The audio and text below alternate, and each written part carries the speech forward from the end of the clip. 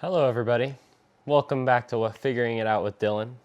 I'm Dylan, and we are going to be going over all of this tech and gear that we are going to be trying to use to film, record, make little video movies out of all of our travels, because it's going to be about a 40-day road trip hitting all the national parks down to Grand Canyon, over to Joshua Tree, and up the Pacific Northwest back through Yellowstone and the Grand Tetons. So yeah, let's get into what we got for our gear here. First up here, we have our kind of mounting systems. What I'm gonna be using, I mean, your gimbal obviously is a stabilizer for any type of phone. I have the iPhone 17 Pro Max, which I am recording with now, and was in the thumbnail with this ND filter on it. You're gonna see a bunch of ND filters. This is a variable one.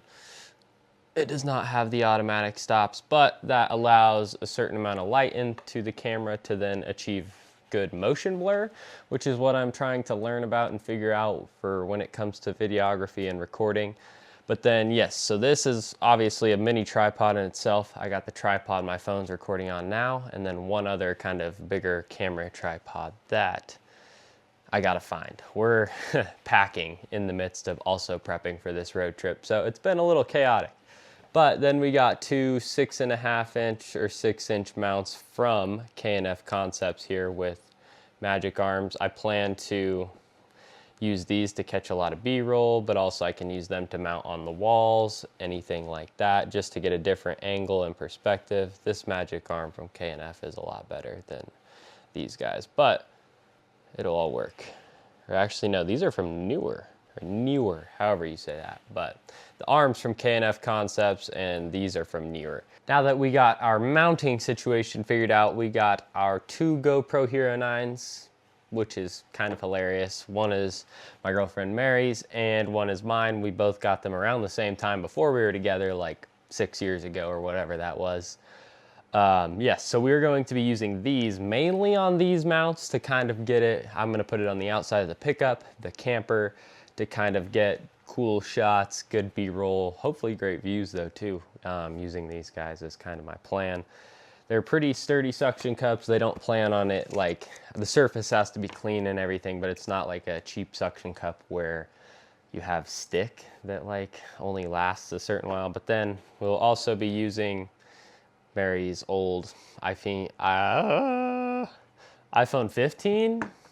I don't know, something like that, to get second shots maybe if needed. That is what I used for this thumbnail, because I had, like I said, this ND filter on that camera, which I didn't have originally in, like, I think one of my beginning videos where I did some B-roll running with the dogs using this, like running beside them. I think with that filter, the motion blur behind them would look a lot better.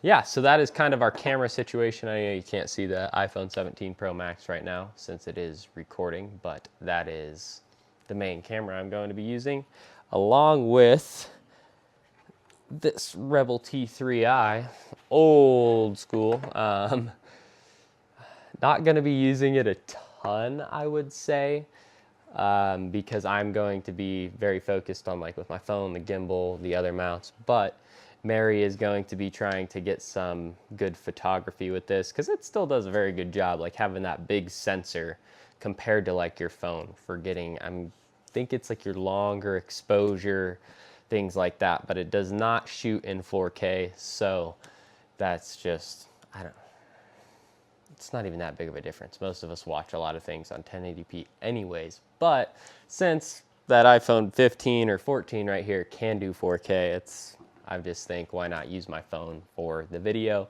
and see what cool photos we can get with this, with our 55 to 250 millimeter lens on here. So we got a good big range. But yeah, that is kind of going to be the camera gear that we are using in hand.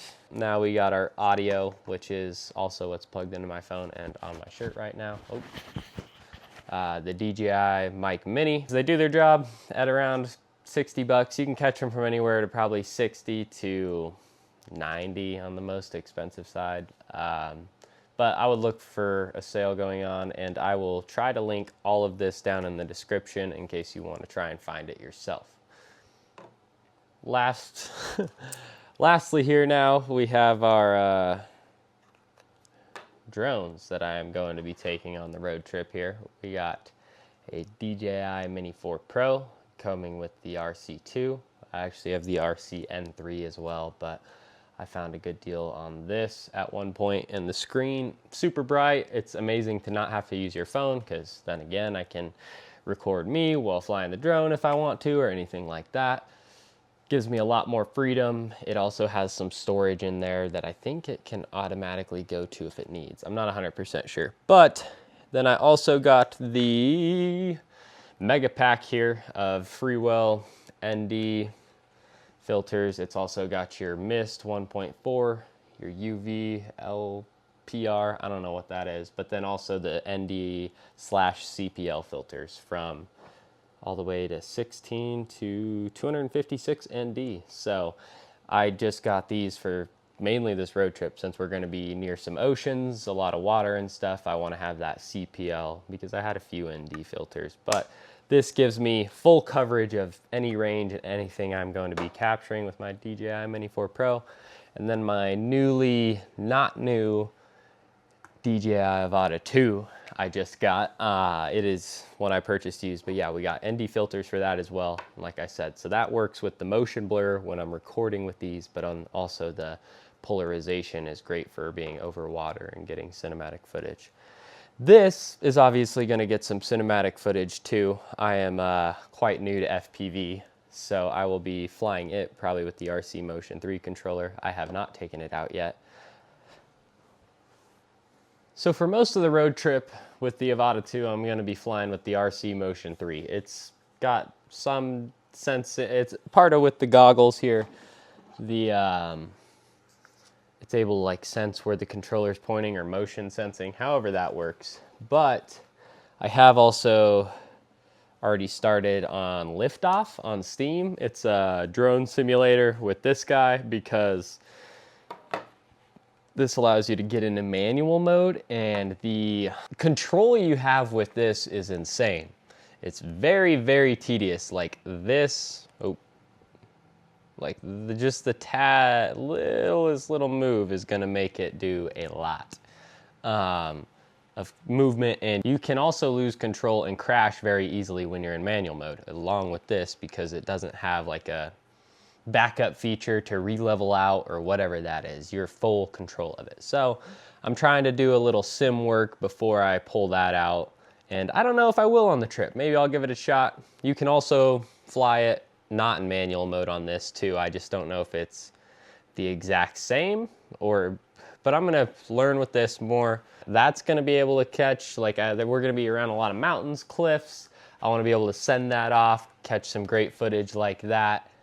But that is all the camera gear, mounts, and all the other stuff like that I am going to be using to try and make the movie of what is this 40-day road trip that we're doing along the West Coast. Mary and I, along with Cash and Bruno that you just saw up here. Cash is over there staring out the window.